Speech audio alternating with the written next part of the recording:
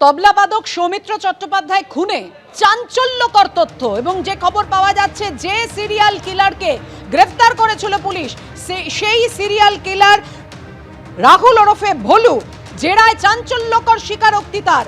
ধৃত সিরিয়াল কিলারের যে এক মাসে তবলাবাদক সহ 5 জনকে খুন করেছে সে। তবলাবাদক সৌমিত্র চট্টোপাধ্যায়কে খুনের পর ফের খুন, এক মাসে তবলাবাদক সহ 5 জনকে খুন, জেরায় শিকার ধৃত বিশেষভাবে সক্ষম সিরিয়াল কিলারের। 24শে অক্টোবর পুনে কন্যাকুমারী এক্সপ্রেসে প্রথম খুন করা হয়, এরপর আরও একাধিক খুন করে সে। বিস্তারিত বলবে আমাদের প্রতিনিধি ময়ূক ঠাকুর চক্রবর্তী। ময়ূক, দেখো, যেটা এখনো পর্যন্ত পুলিশ আধিকারিকরা জানতে পারছেন যে ইতিমধ্যেই হাওড়া জিআরপির একটা টিম তারা গুজরাটে গেছে, সেখানে গিয়ে গুজরাট পুলিশের হেফাজতে এই অভিযুক্ত রয়েছে তার সঙ্গে কথা বলেছে। যেটা জানা যাচ্ছে যে 19 তারিখে তবলাবাদক সৌমিত্র চট্টোপাধ্যায় ডাউন কাটিহার এক্সপ্রেসের মধ্যে খুন হন। সেই 19 তারিখ খুনের মাত্র 3-4 দিন পর 24 তারিখ সেকেন্দ্রাবাদে আরো একটি খুনের ঘটনা, সেখানেও সরাসরি অভিযুক্ত কিন্তু এই রাহুল।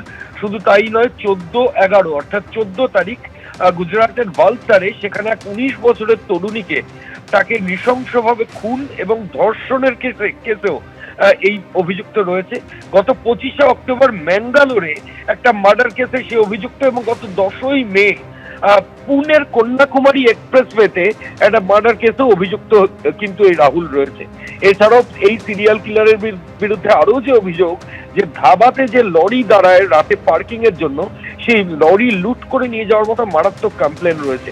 হাওড়া জিআরপি টিম তারা গেছে গুজরাট এবং সেখানে গিয়ে তারা অভিযুক্তকে নিজেদের হেফাজতে নেওয়ার জন্য আবেদন জানাবে, ট্রানজিট রিমান্ডের জন্য অ্যাপ্লাই করবে।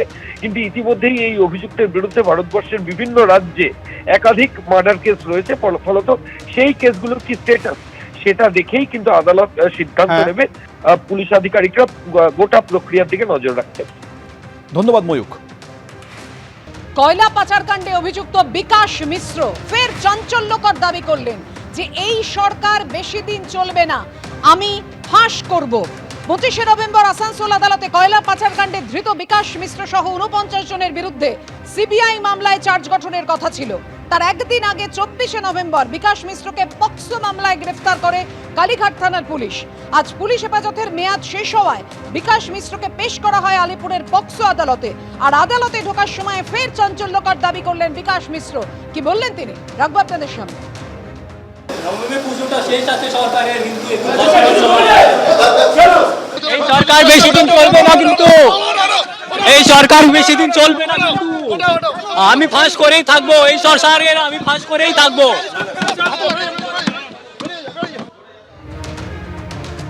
কথা বলবো, আমাদের সঙ্গে রয়েছেন আমাদের প্রতিনিধি প্রকাশ সিনহা। প্রকাশ, অবশ্যই জানতে চাইবো যে কি হলো আদালতে, কিন্তু তার আগে যেটা প্রশ্ন, বিকাশ মিশ্র ঠিক কি বলতে চাইলেন, কি বললেন, এবং দেখাও গেল যখন তিনি কথা বলছেন যে সেই সরকার বেশি দিন চলবে না, তখন একজনকে মুখে হাত দিয়ে বন্ধ করতে, যাতে তিনি কথা না বলতে পারেন।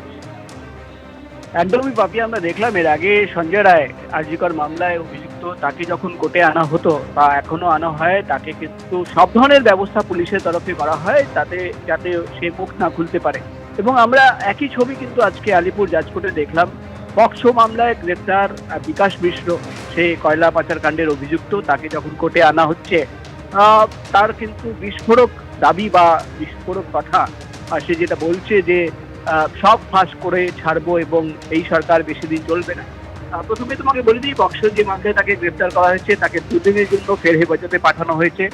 এবং আমরা দেখলাম পুলিশের তরফে যখন তাকে কোর্ট থেকে বার করা হচ্ছে তখন কিন্তু তার মুখে হাত দিয়ে তুমি এই ছবিতে দেখতে পাচ্ছ, একজন পুলিশ কর্মী গাড়িতে টেনে হিঁচড়ে তাকে ঢোকাচ্ছেন এবং একজন পুলিশ কর্মী তার মুখে হাত দিচ্ছে যাতে সে কিন্তু কোনো কথা না বলতে পারে। তোমার মধ্যে থাকবে পাপিয়া, এর আগে কিন্তু সোমবার দিন বিকাশ মিশ্র তাকে যেদিন প্রথম দিন কোর্টে তোলা হয়েছিল, সে কিন্তু বিস্ফোরক দাবি করেছিল যে আমি মুখ খুললে কিন্তু সরকার পড়ে যাবে।